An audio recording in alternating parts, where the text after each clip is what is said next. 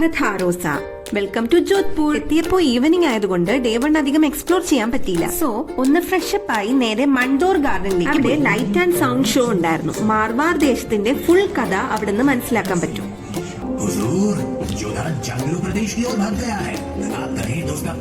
അതിനുശേഷം സെയിം കോമ്പൗണ്ടിൽ തന്നെയുള്ള അമ്പലവും കണ്ട് കുതിരയിലിരിക്കുന്ന രാജാവിനെയും കണ്ടു നിന്നപ്പോൾ ടോയ് ട്രെയിൻ വന്നു. പിന്നെ ട്രെയിനിൽ കയറി ഫുൾ ഗാർഡൻ ചുറ്റി കറങ്ങിയിട്ടും മതിയാവാത്തത് കൊണ്ട് കുറച്ചുനേരം നിന്നും കൂടി കറങ്ങിയിട്ട് തിരിച്ചുപോയി.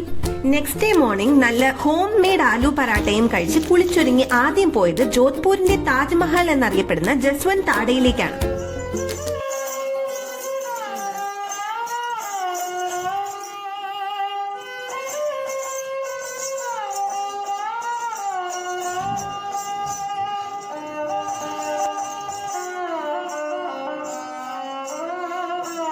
ഇത് ശരിക്കും ഒരു ശവകുടീരമാണ്. മഹാരാജ ജസ്വന്ത് സിംഗിന് വേണ്ടി തന്റെ പുത്രൻ മഹാരാജ സർദാർ സിംഗ് പണിഞ്ഞതാണ്.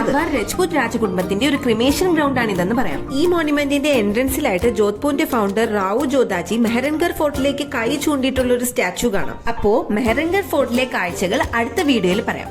Bye bye.